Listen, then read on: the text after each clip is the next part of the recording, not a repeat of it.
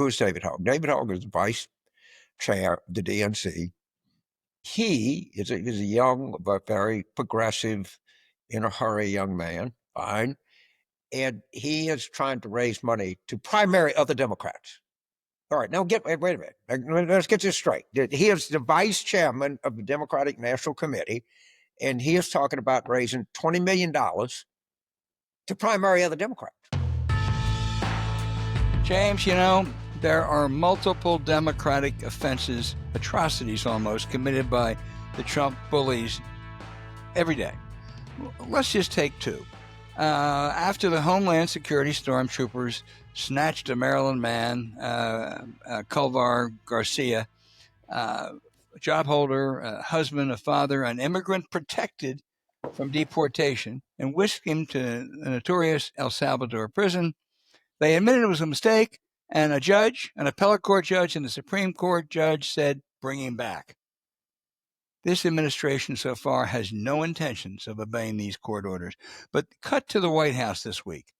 And Trump, surrounded by sycophants, the Attorney General, the Secretary of State, the White House hitman, Stephen Miller, with the tin horn president of El Salvador, I think it's Bukele. They vied for the president's attention on this issue. They were laughing about this guy, mistakenly taken away and is in almost a death prison. And they vied as to who could tell the biggest lie. Little Marco said, well, Garcia was here illegally. That's a lie. That is a lie. Pam Bondi said he was a certified member of the notorious MS-13 gang. That's a lie. Miller said the Supreme Court ruled in Trump's favor. That's a lie. Trump and others said we have no power to bring him back to El Salvador. That's a lie. If Trump told that little tin horn, whatever I call him, to jump, he would say, how high? Later, they trotted out, I must confess, the pretty effective White House press secretary, Ms. Leavitt, who repeated every one of those lies. These people are not only chronic liars, they were laughing and joking about this. They are so viciously mean-spirited that they could care a goddamn about what this poor man illicitly is suffering. And the way they, as far as the courts are concerned, screw them. Well, you forgot to mention one thing. He wears a Chicago Bulls hat, which is the secret. But Jerry Reinsdorf is leading the MS-13 gang or whatever. I mean, is Michael Jordan a member, James? I guess he might be. Maybe who was the one that went to North Korea? Dennis Rodman. Yeah, Dennis Rodman. Maybe he's part of it. I don't know. I just like. That's the level that we're at. And, it's one that just addresses it. People say, well, should we really fight on this turf, or should we fight more on ordinary people? And this we should fight on. You can't pivot to an economic history. Wait a minute. This is why we think we are a country. And if they do this to him, it's an old saying. First they came for the whatever, and then whatever, and then they came for me. You know what? You know why you remember that saying? Because there's wisdom in it. There's real wisdom in it, and history has taught us that. And first they came for him, and then we're going to say no right there. We got to keep fighting this. I think this is worthy of being on the top agenda of things that we're going to fight over, is get this guy back home. I completely agree, and just drill home every day that this guy is saying screw you to the United States Supreme Court. Maybe that'll give a backbone, which has been lacking so far, to John Roberts and some of the others, because he is making them look like fools. He is. And I don't know, what their tolerance for humiliation is, but it's a lot higher than I could have ever thought. Right. And it's certainly being tested now. Right. The other is, I'm going to give this week's Profile and Courage Award goes to JFK's alma mater, Harvard, which stood up to Trump. Trump tried to dictate how that university is run. He almost wanted to take it over. And at a cost of billions, Harvard said no. To be sure, it is much easier for Harvard to say no with an endowment of over $50 billion. but they said no. And if you, I hope everyone out there will get that letter that 3 Trump stooges sent to Harvard. They pretend this is about anti-Semitism, which, James, you and I know is utter complete nonsense. It's just a phony excuse. They wanted to set the terms. The government wanted to set the terms for students, for admissions, for faculty, for tenure, for which international students are acceptable, for which diversity programs have been eliminated, for relinquishing faculty power and student power.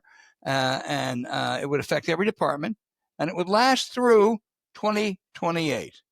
There'd be a takeover by the Luddites. Trump immediately canceled $2 billion grants to Harvard with much more to come. He says, and I'm sure people will say, all right, they got a $53 billion endowment. So what? That $2 billion wasn't for quiche and Chardonnay and our favorite faculty lounge, James, or to fund student protest. It's largely NIH grants for research on cancer, Alzheimer's, diabetes, and diseases like that. If Trump gets away with this, it's going to cost lives. He's going to cost lives. And James, they don't give a damn. Well, okay, let's talk about the anti-Semitic stuff. Our friend, your old friend, used to work for you. We talk to every Sunday, Jill Abels. I don't want to get out there too far. I don't have very good Judah, but I think Jill is Jewish. Just gonna take a wild stab in the dark here. She's certainly a New Yorker. Yeah. Okay, she teaches at Harvard. And she said on numerous occasions that she would talk to the Jewish students. This was at the height of this insanity, and they thought they were very secure at Harvard. Okay, now I'm sure she's not speaking for every Jewish student at Harvard, but I'm sure that Jill is first of all, Eagle Eye obviously was editor of the New York Times, a highly experienced journalist with a pretty good eye for what's going on around him. I mean, when Jill, who's on the faculty there, says that tells me a lot. And by the way, I like the idea of a university that I couldn't get into, get grants to study how to deal with whatever disease I have. I really kind of like that. If we're going to have an elite school, it's definitely an elite school, all right? But why wouldn't you want them to be studying how to treat diabetes? I think I would. It'd be a good idea. Wouldn't you want them to study and long-term effects of COVID or whatever? Of course you do. You don't have to like Harvard. Why I dislike it any more than Yale, or like it more than something else. I never thought about it, but you can respect what an institution is, and I give a lot of credit to Penny Pritzker. But finally, Jesus, lady, but finally, like, we got this goddamn endowment. We're going to rather than you're going to use it. And that's great. And my hat's off to them. They are the most famous. I think it's fair to say they are the leading academic institution in the United States and the world. They're in the world, maybe. Yeah. I mean, and maybe they can do stuff that other people can't, but at least they did this, and I congratulate them. Yeah, I think you're absolutely right, James. We ought to acknowledge that we were up at Harvard last November, and we had a terrific time. We sure did. Yeah. And now you have our friend Della Volpe, and I mean, look, Sadie Warren, people, right?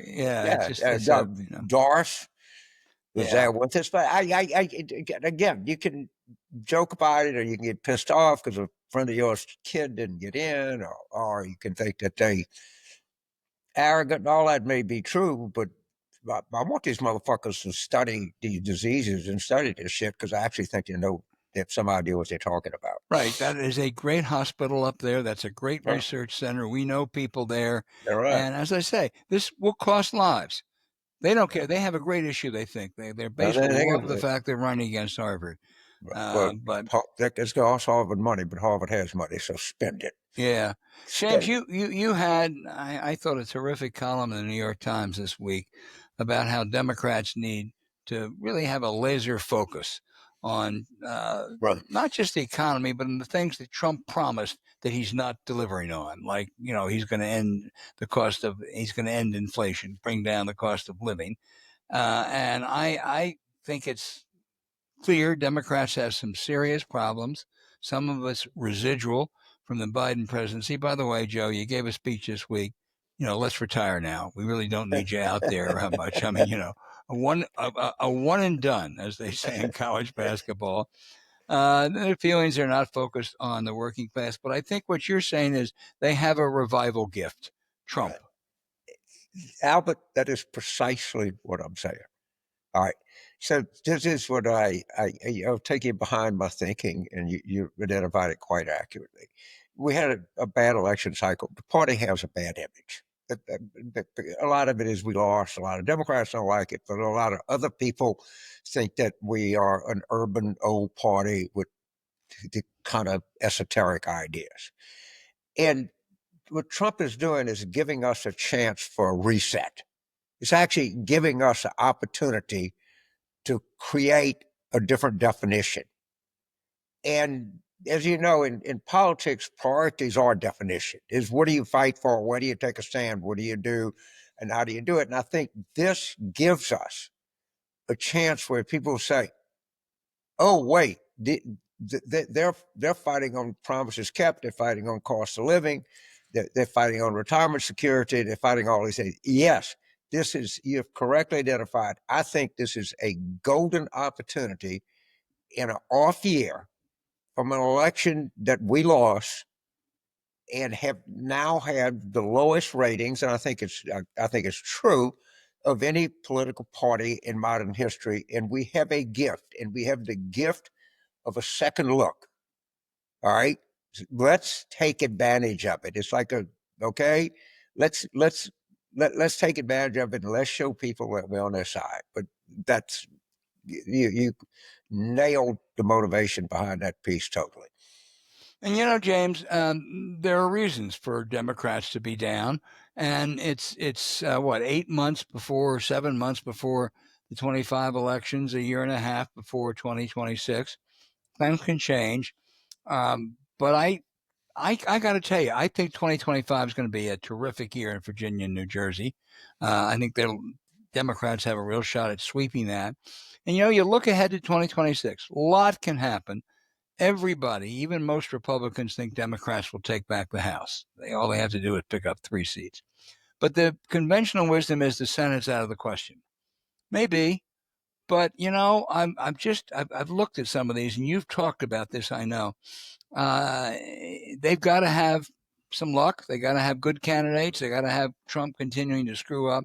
But you look at places where they're in good shape, probably like North Carolina. And then they could be competitive in an Iowa or a Maine or an Ohio. But the real bank shots are places you know well, like Texas and your home state of Louisiana. People would say, no way in the world can you compete. They're deep red, right? But in both those places, the incumbent Republican senator is going to be challenged by a real right-winger, a rabid right-winger, who might be favored to win. Right. And if you get a good candidate, that's the only kind of formula where you could win in a Louisiana or a Texas. Right. I think you're forgetting one that's better off than Louisiana or Texas, and that's Mississippi. Right. And I think we have a very good candidate there. And if you remember, as you know, Brandon Presley, who supported all out, came without a 1.5, 2 points of being elected governor. I'm pretty familiar with Brandon Presley. Yeah, there's a decent bottom, and Scott Collin, who's running, and the Democratic Party is united behind Scott, as they well should be. I think there's real, in order for Louisiana to work, you would have to have a real extremist and not to have separate primaries. And then you would have to convince John Bell to get in, who would obviously be the strongest Democrat. And if conditions are right, I spoke to him, but he might be open to it. But the only way you're going to win a Senate seat in Louisiana is you need a couple of things, 3 things to go right for you, which I don't know that they will. That's a real bank shot. But James, don't you think it is not? I mean, it's almost likely that some right winger will beat Bill Cassidy. Yes, I do. Just like I think some right winger are probably going to beat Tom Tillis. I don't know that, but that's certainly been the electoral history. But in Iowa, I saw there was a guy announced. He's considered to be not a major figure. He was a kind of head of the Chamber of Commerce in Knoxville, Iowa, which I looked up. It's a town south of Des Moines. But you know, but a lot maybe people get in and have a vigorous thing. I think she's really vulnerable. And if you saw Talking what about happened Senator with Grass, Ernst. I was talking about Senator Ernst, Yeah. and I mean, you look at Grassley, and I mean, there's a real case to be made for new leadership. But while we're on the topic, I got to bring a couple things up here for just a second. One is David Hogg. Who's David Hogg? David Hogg is vice chair of the DNC. He was a survivor of the Marjorie Douglas Stoneham catastrophe, apocalypse, whatever you call it, mass murder. And he's a young but very progressive, in a hurry young man, fine. And he is trying to raise money to primary other Democrats. All right, now wait a minute. Let's get this straight. He is the vice chairman of the Democratic National Committee, and he is talking about raising $20 million to primary other Democrats. Well, when I look at the DNC, ideally it should be an organization that's trying to beat Republicans, not other Democrats. And if you want to have a kind of squad thing where you go, they never run against Republicans. Understand that. The squad never ever runs against a Republican. With the exception of AOC. Who did she run against? You know, she ran against a bunch of Republicans in the congressional elections last. But that was a plus 30. But she helped. I think she she's helped a little better. No, but your point's right. That she doesn't. When you're in a plus 30 Democratic district, I just don't pay attention to you. I understand that, and somebody's got to win. But when you're talking about using the power of the DNC, whatever power it has, it's not very much, but you're using that, and we're paying, Democratic donors are paying David Hogg's salary, they're paying David Hogg's staff, and he wants to run against other Democrats. Well, that's America. Run against who the fuck you want to, but don't resign your position. Have guts, man. Have guts. Stand your ground. And I don't think that I don't think that's part of the Democratic coalition. I don't think they're redeemable. I don't think they want to be redeemed. Then I go back to the instance of something called American Voices that is supported by mainstream Democratic groups that had 12 at a meeting this month, April of this year, where they had bowls of buttons where you could put your pronoun and wear your button. I don't think these people get it. I don't think they ever will get it. And I've said this before, and I'll say it now. I think we ought to think about just having a schism. I think these people should get their own party. Don't call it anything Democratic. Call it the Socialist Urban Justice Community Unity Party of the whatever. Right. And then after the election, maybe we can have negotiations, or you can, vote for a Democrat to be the speaker if we win.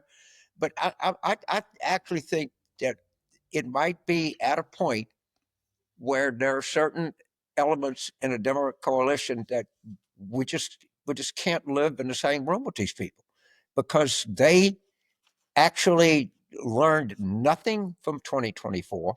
They learned nothing from history, and they are hell bent going this direction. And maybe what we need to do is say, "You go, people, go ahead, go," and then we'll see you the Wednesday after the election and do as you do in parliamentary system. But I'm not sure that the great Democratic big tent coalition that I've spent all my life trying to cobble together, or keep together, or something like that. Maybe David Hogg and American Voices need to get their own party. James, I'd just add one thing. I think you might have too, the Democrats should have elected Ben Wickler of Wisconsin as party chair. They didn't. They picked a guy named Ken Martin from Minnesota, who by all rights is a fine fellow. We'll see now whether Ken Martin has any cojones. Right. Because if he doesn't do something about David Hogg, if he doesn't make clear to all donors, don't give a goddamn cent to whatever this guy's doing, and doesn't bring him in and to the woodshed and say, knock this crap off or get the hell out of your job. He was elected, but I mean, he's the party chair. Party chairs don't have much power. This is something where he can exercise authority, and This we'll is see if he symbolic, does. absolutely. I told man, I'm glad he lost the party chair, because if he would have been the party chair, we would have won Wisconsin by 8, not 10.